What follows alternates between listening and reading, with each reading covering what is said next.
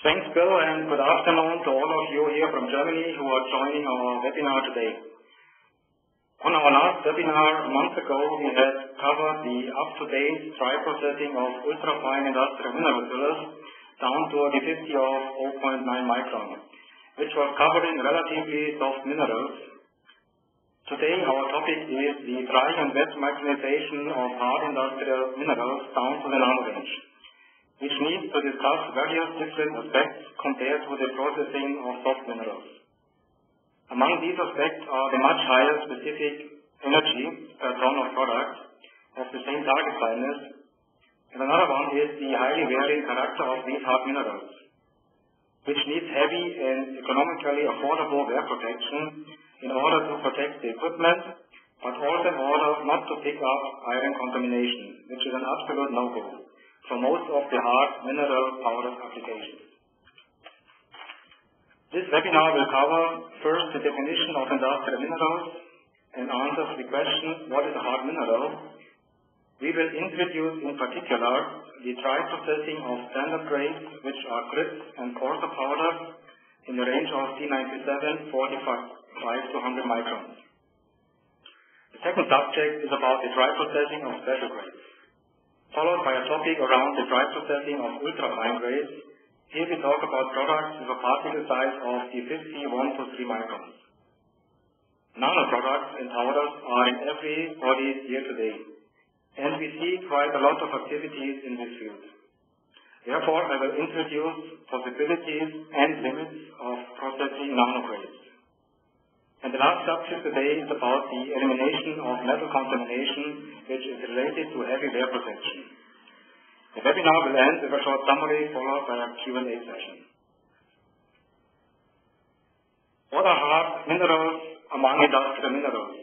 First, industrial minerals are geological materials which are mined for their commercial value, which are not fuel, not sources of metals. They are used in their natural state or after beneficiation. The hardness of minerals according to Mohs scale is one measurement of the strength of a mineral relative to the strength of its chemical bond. This hardness is not the same as brittleness, which is another measurement of strength, which is poorly related to the structure of minerals. In other words, very hard minerals can be very brittle and break easily to a certain extent. Others with the same hardness are tough and difficult to break and grind, like zircon.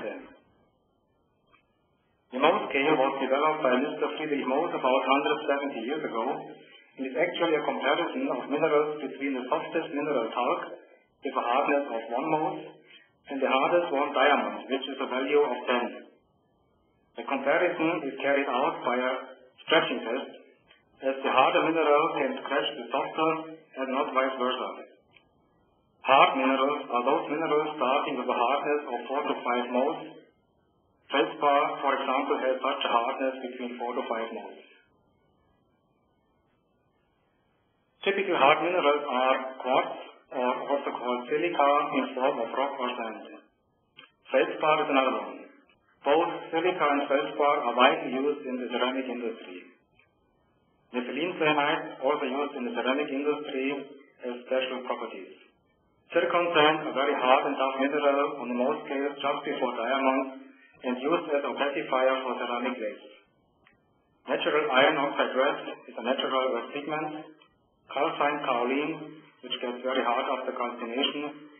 Bauxite is used as a raw material for aluminium or for refractories. Corundum, also a very hard mineral and used as an abrasive material for polishing and grinding. Chamois, diamonds, and ore in general are other examples of hard minerals. Today, our life tends to become more luxurious and all technical related products more and more sophisticated. In order to reach highest quality standards for tiles, sanitary ware, porcelain, or special glass, many different hard minerals are used, and the requirements for these mineral powders become more and more higher in terms of top cut, particle size distribution, being free of contamination in order to fulfill customer demands. Besides the typical standard applications for the ceramic and glass industry, Hard minerals are used in glass fibers and IT industry at highest quality standards, which need processing almost without any iron pickup. Silica powder is used as a filler for high quality road paint. It makes it more abrasion-proof and sparkling. Special grades of hard minerals from coarse and narrow-defined particle size distributions to fine powders are needed to process high-quality artificial marble, as seen in the right upper corner of this slide.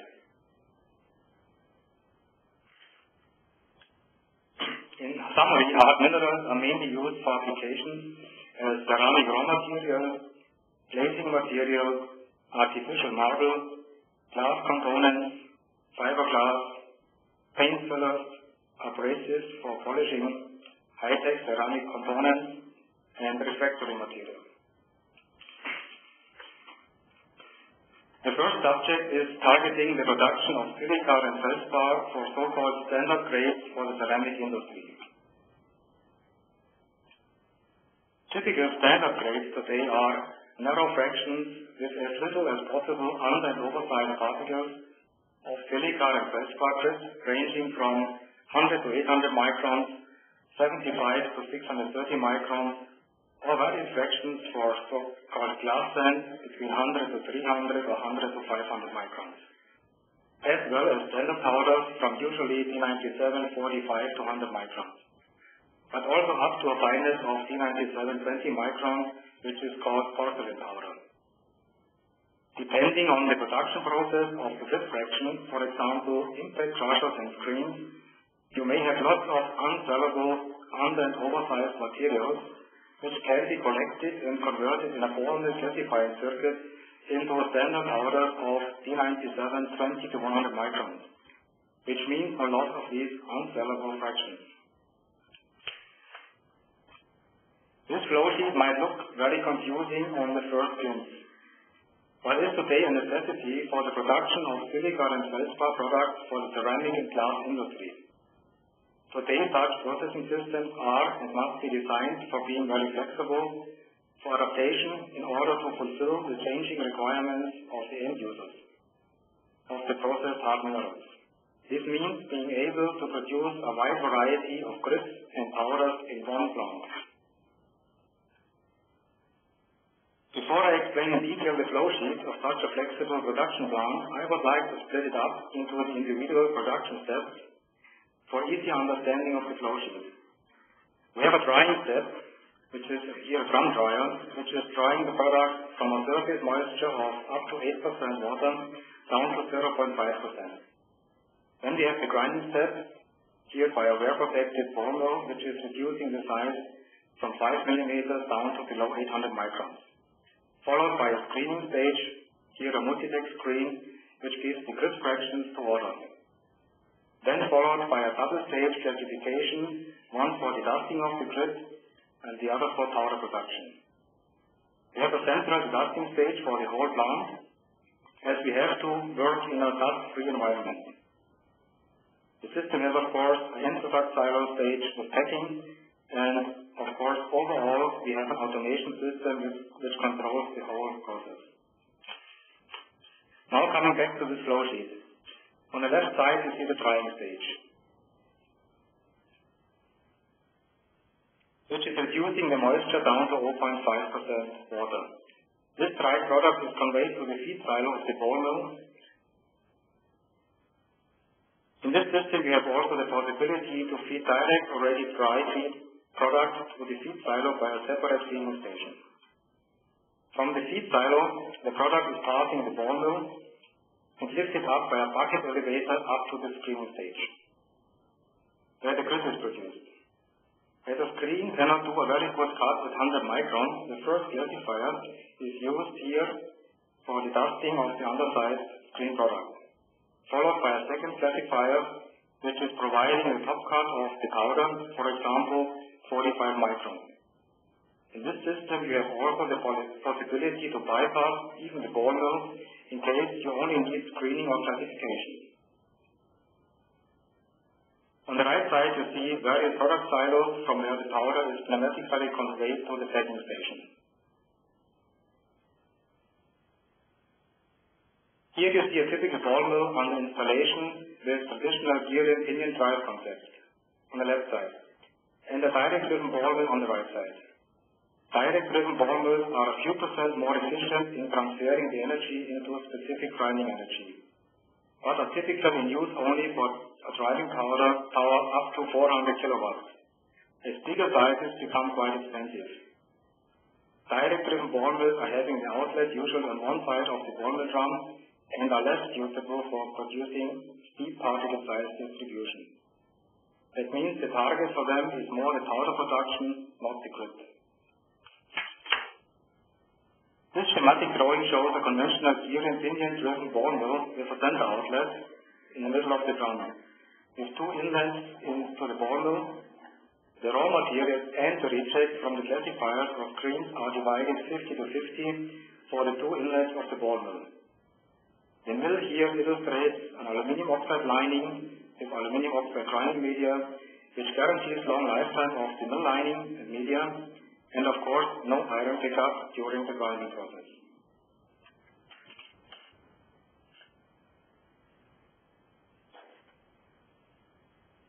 These pictures are showing a fully wear-protected classifier used for standard finenesses of P97 30 to 120 microns, which is running in closed circuits either as a single machine or in a series of two machines in a closed loop with a ball mill.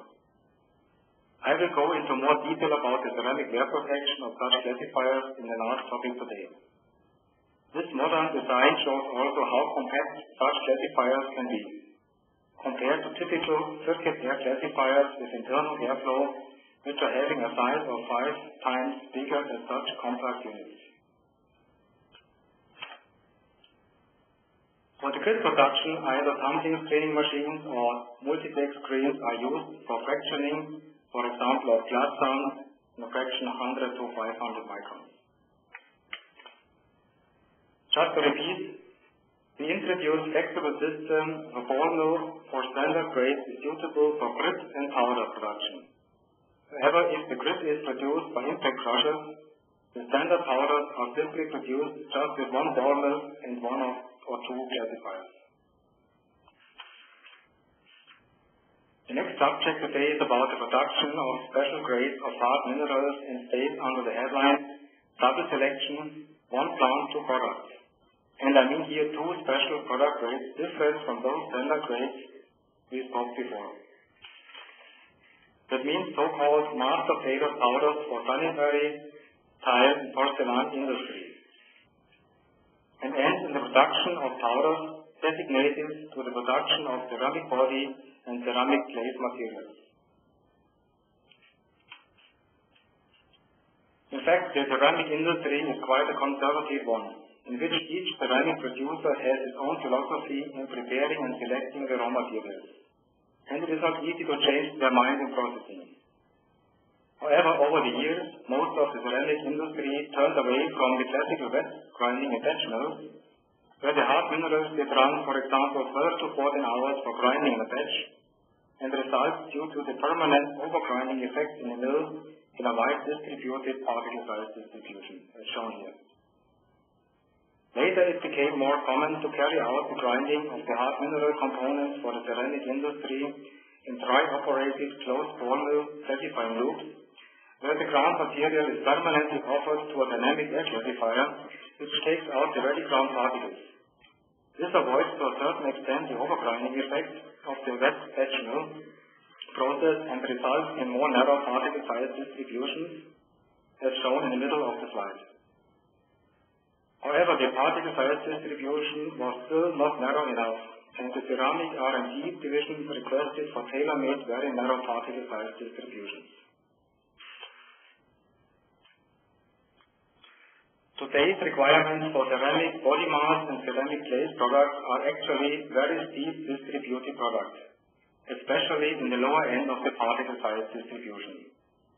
For the body mass product, typical product sizes are at a top cut of 99% below 80 microns, with an average particle size around 15 to 18 microns, and important is that the value below 1 micron shall not exceed 3%. For glazing materials, we talk about a top cut of almost 20 microns with an average particle size of 3 to 4 microns, and the value below 1 micron shall not exceed 13%. The advantage of such narrow or steep particle size distribution for the body mass product is that the ceramic skeleton created by the silica is more strong after burning. That means we can have wider sinter intervals, results in thinner bodies, and at the end means less scrap and waste in the ceramic production. For the glaze, less fineness means less cohesion and acquisition effects, uneven pigment and glaze distribution, and at the end a very smooth surface. How to achieve this? The key word here is double selection.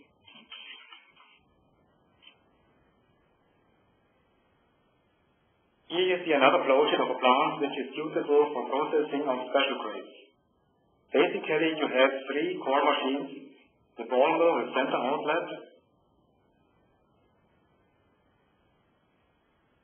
the first quartz classifier for giving a top cut of the ceramic body material, and the second ultrafine classifier which is splitting the standard powder from the quartz classifier into a steep, fine product for the glazing material and a coarse product for the body mass production. As you see, only the reject of the first classifier is going back to the mill, being divided 50 to 50 with the fresh feed into the ball mill.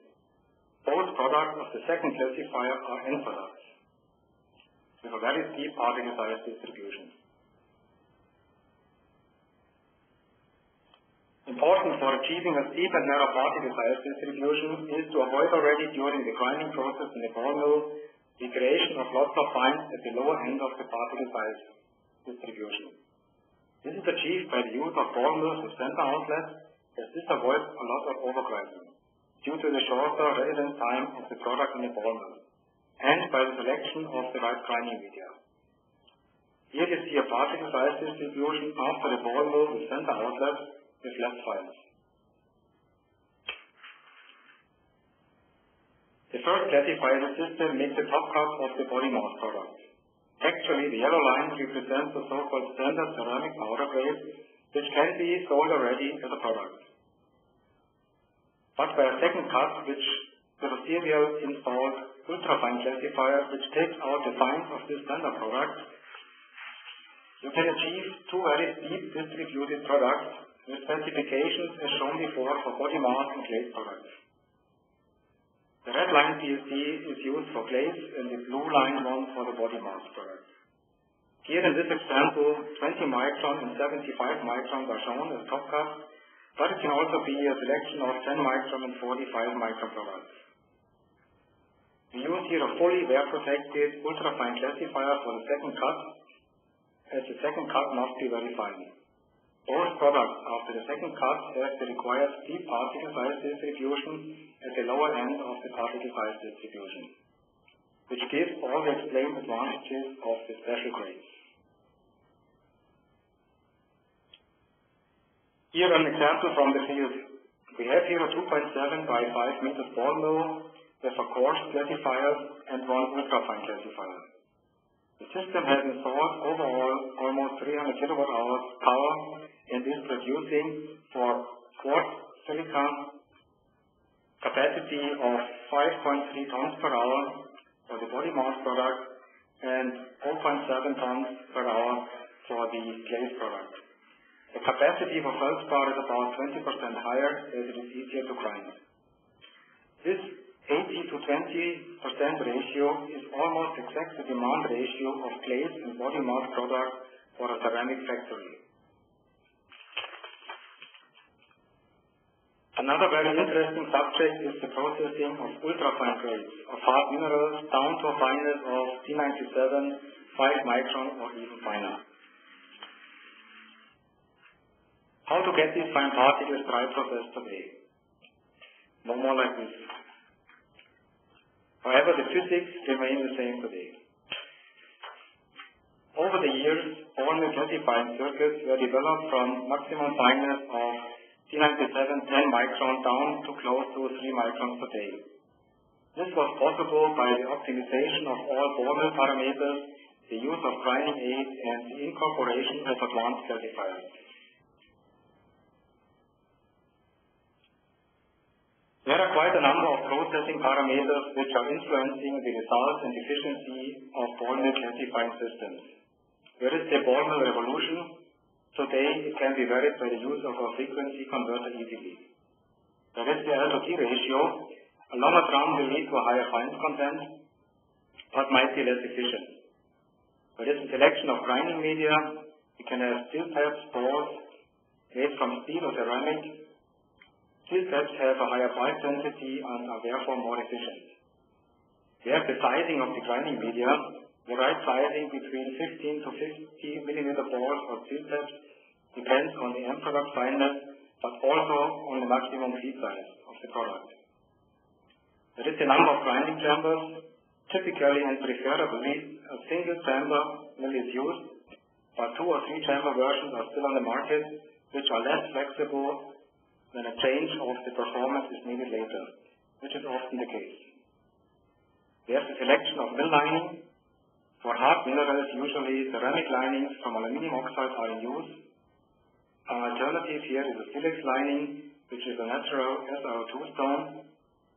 Sometimes high chrome steel versions are used if metal contamination is not that important. There are various mill discharge systems. We have air swept, overflow, slot walls, etc. Air swept mills are mainly used for coarse grades above 100 micron and are not very suitable for fine grinding, as too much coarse power is taken out by the airstream of the ball mill. A slot wall with outlet through the neck journal is the best option, as very fine grinding media can be used, which is very good kept into the ball mill, and not clogging any outlet slugs. At the end, ball mill filling level is important. It depends on the media selection and lining. Usually filling levels of 20 to 40% are used. All the mentioned parameters have a direct influence on the efficiency of the grinding classifying system. On top you see a single chamber mill with peripheral outlet slots, which can be used for standard grades of T97 20 to 100 micron products. On the right hand side, there are shown some examples of grinding media, steel taps and balls made from aluminum oxide ceramics. The illustrations on the left are showing the possible motions in a ball mill. Figure A shows the cascade motion, where the media is mainly rolling and we have shear forces for grinding, creating lots of heat. When you increase the speed, we have figure B. It shows the cataract motion, where we find heating forces as the media is lifted up and falls back into the grinding media product bed. We should work at the change over from cascade to cataract motion in the ball mill in order to utilize both effects, which is reached at about 60 to 80% of the so-called critical speed, while 100% effect is seen in figure C, where the centrifugal force gets as high as the media is no more falling down, but sticking on the wall. Besides the optimization of all the ball mill parameters as discussed before, we need other preconditions for processing of ultrafine hard minerals down to a fineness of 51 to 3 microns in a closed ball mill classifying circuit. Which is the suitable feed material fineness. We prefer here average feed size of 500 microns already. We need an economical ultrafine classifier and the use of grinding aids to avoid the agglomeration effect of fine powders due to the electrostatic loads. When processing hard minerals to an average fineness of 0.9 to 3 microns, the incorporated classifier has to fulfill certain requirements. First, it must reach a very high fineness, well below T97 8 microns.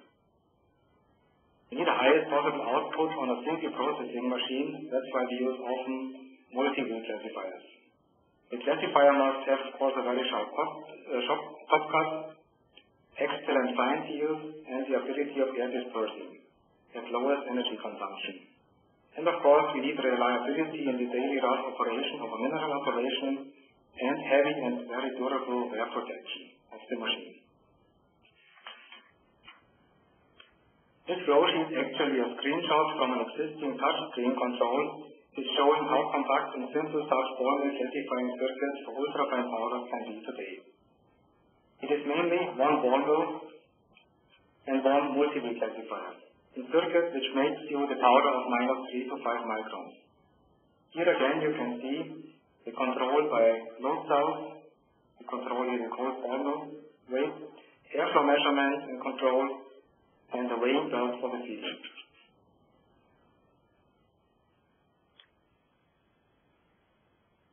This wear-protected multi-wheel classifier is running with an aluminum oxide line ball mill 4 by 6 meters with an 800 kilowatt drive in a closed circuit and producing silica powder for paint filler and glass fiber application. The capacity for a top cut of 5 micron here is 1.2 tons per hour, and for a top cut of 10 micron already 3.8 tons per hour. Another example from the field is an installation of a 3 by 5 meter ball mill with a 450 kilowatt drive running in a closed circuit with a 6-wheel multi-wheel classifier for grinding of zircon sand for the production of a classifier used as a glaze for ceramics. The capacity here for a P50 of 1.2 micron is 850 kilograms per hour, and for the final product of an average particle size of 0.9 micron, 650 kilograms per hour. The dry process here is replacing the old process of wet grinding in batch ball mills, followed by spray drying. The big advantages by using this dry process is first the energy saving, which is reducing the consumed energy from 880 kilowatt hours per ton down to 480 kilowatt hours per ton for the T50 1.2 micron classifier. The second advantage is the narrow particle size distribution compared to the wet process, which results for the same P50 value, wet or dry process, in a higher whiteness value after burning the ceramic glaze. And the third advantage is a smoother surface of the glaze. We hear the word nano nowadays everywhere, and nano materials and powders are in use already in many applications as paint repellent for car paint, nanomaterial coated powders which are having due to the nanomaterial coating new properties, nanotoluenes, nano-PVC, etc. We see a lot of activities today for all kinds of materials to achieve a powder size in the nano range. Many universities, R&D departments of companies try to achieve new product properties by searching ahead into the nano size. We talk about nanopowder when we have particles below 1 micron. With dry processing, the achievement of nanopowder is actually almost impossible and was energy-wise be a nightmare. That's why the use for grinding below 1 micron is the wet process. For wet processing of hard minerals and other materials in the range below 1 micron, horizontal agitated wet mills have proved to be successful. Here you see a crosscut through a schematic drawing of a horizontal agitated wet ball mill.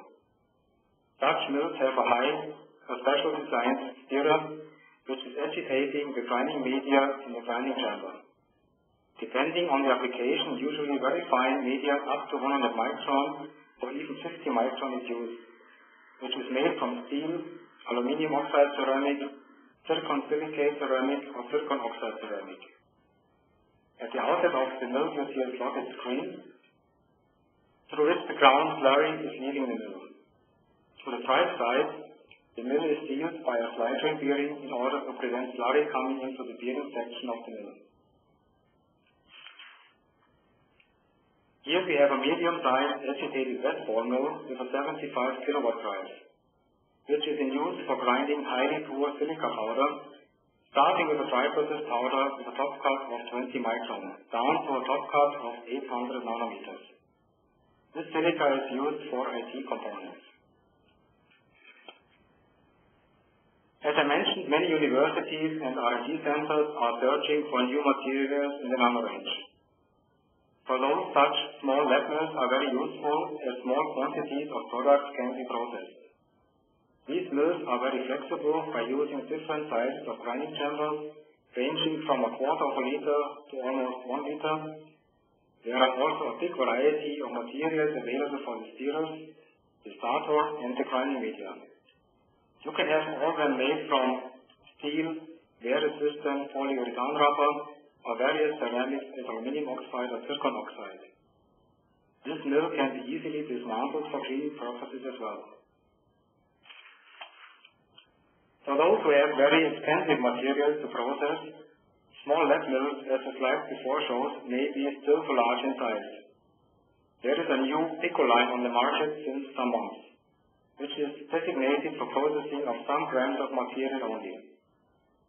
The basic PICO module, which is designed as a half-pipe, can be equipped with a variety of different processing tools, for example a jet mill or a mixer, and here you see the version of a small agitated wet mill, which is called PICO-Liq, for liquid processing of 1 gram of material. Basically, you cannot reach the nano range by passing such horizontal wet mills in one pass. The grinding process is carried out as a circuit grinding process where the product slurry is pumped in a circuit as long as the desired end product fineness is reached. You are starting with the feed slurry in a permanent steel product feed tank to which the slurry after passing the wet mill is returned. As long as the desired end product fineness is reached, then you can open another valve which feeds the ground product slurry to an end product tank.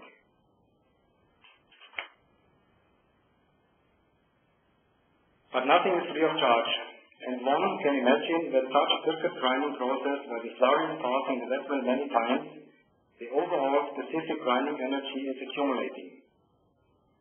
You can see on this graph the energy input starting from a feed size of a top cut 5 micron down to an average size of 65 nanometers with a top cut of about 300 nanometers. You can see here also that for the grinding, a little finer in the average particle size from 100 nanometers, which is 5 kilowatt hours per kg. Or we use the triple or 5 times more energy going down to 65 or 80 nanometers average particle size. This explains also the price of nano-scaled products as converting it to energy consumption per ton. We talk here about 25,000 kilowatt hours per ton.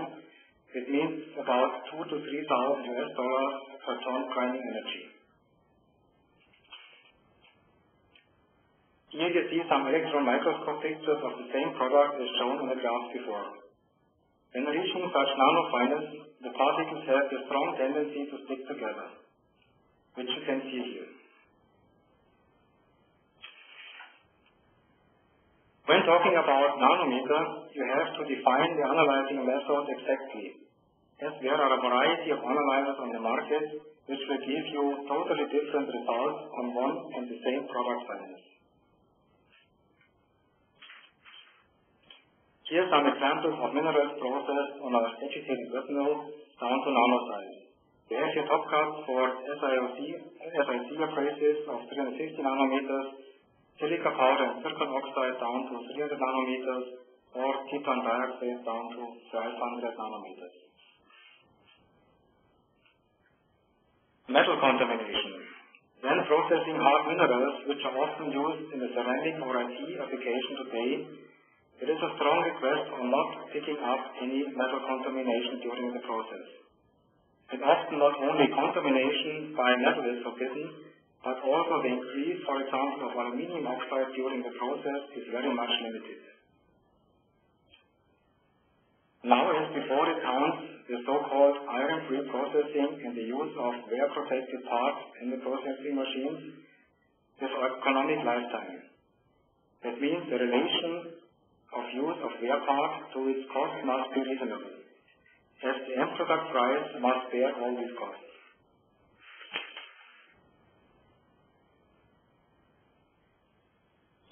Today we are using quite big machines as multiple classifiers which are totally wear protected by aluminium oxide mosaic, as you can see here on the left side. Aluminium oxide casted parts are used where needed and mosaic cannot be used. And the classifier wheel itself is a full body sintered aluminium oxide part. As you can see on the right picture showing a multi-wheel classifier with 4 aluminium oxide ceramic wheels. Here are some other examples and solutions. On top, classifier wheels made from aluminium oxide metal compounds, which are a bit cheaper but have the disadvantage that they cannot run as high in speed as full sintered ceramic wheels. The left picture on the bottom shows the fineness of a multi-wheel classifier, and the right picture on the shows the distribution disk on top of a classifier suitable for medium fineness range and a top cut of D97 30 to 120 microns. In the following, I would like to provide some actual data of wear rates from ball mills in the field. For example, silex linings are just lasting 1 to 1.5 years, and you can imagine if you change that every 1.5 years, we have quite a lot of downtime, which is about 2 weeks per change of a lining. Aluminium oxide lining lasts 3 to 4 years minimum, where some operations should short up to 7 years. Flintstone consumption, which is a natural SiO2 cathode, has a consumption of 7 to 8 kilograms per ton and must be replaced frequently. Whereas aluminium oxide balls have just a consumption of 0.5 kilograms per ton. Aluminium oxide vanes of a classifier, for example, have a lifetime of 6 to 9 months. Here are some more examples of heavy wear-protected classifiers. The left classifier is equipped with fully sintered aluminium oxide ceramic parts on the classifier wheel, the bull ring, and the air guideway ring. The right circuit air classifier represents a budget version for hard mineral classification in the range of 45 to 200 microns, which is easily accessible and interchangeable wear parts. All wear parts are designed in a way that they can be easily replaced by aluminium oxide mosaic. In addition, here the access is very easy, as the top part of the classifier can be lifted even without opening a single screw.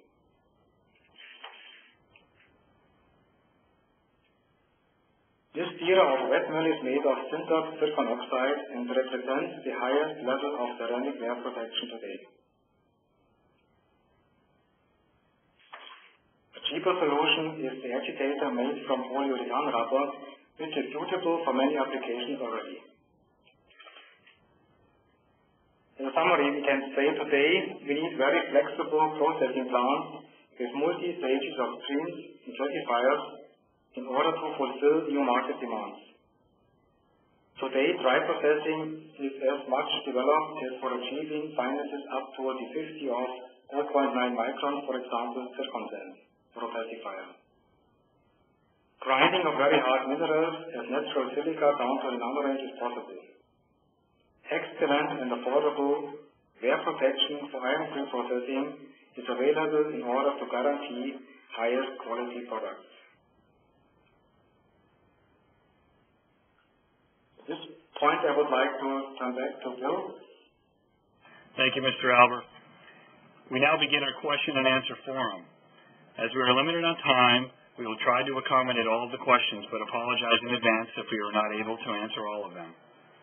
If we are not able to answer your question at this time, someone from Hosokawa will respond to you offline at a later date. Mr. Albert, the first question we have here. You mentioned twice about abrasives, which are used as grinding or polishing materials. How do you process product such as corundum, aluminum oxide, or silicon carbide, or tungsten carbide?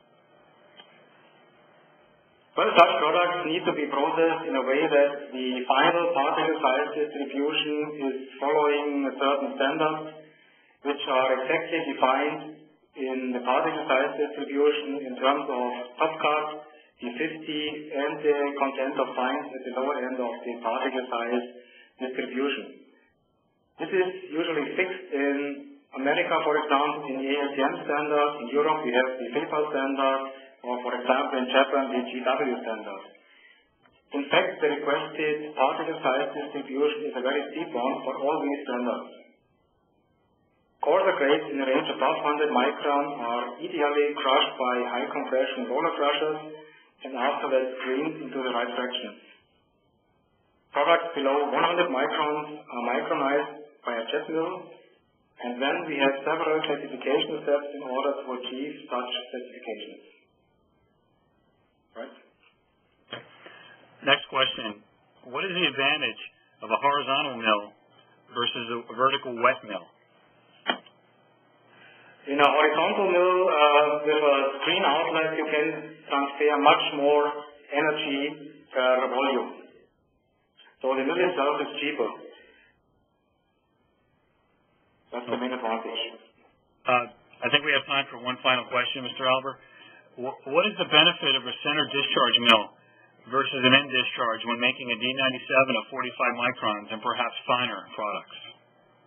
Well, this depends. If you really require a deep particle size distribution, you can imagine if you go out in the ball in the center, the distance from inlet to the center is much shorter as you go out of the end. So you are not creating so much fine particles, and that's the main advantage. Okay. That concludes our question and answer forum. We at Hosokawa Micron sincerely thank you for your time and attention today. Please refer to our website, hmicronpowder.com, to view upcoming educational webinars. If you have any further questions or requests, you may contact Mr. Albert or me. Our contact information is displayed here on the screen. One other note, this presentation will be posted on our website.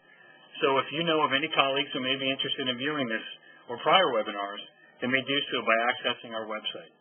Again, we thank you and good day. Goodbye.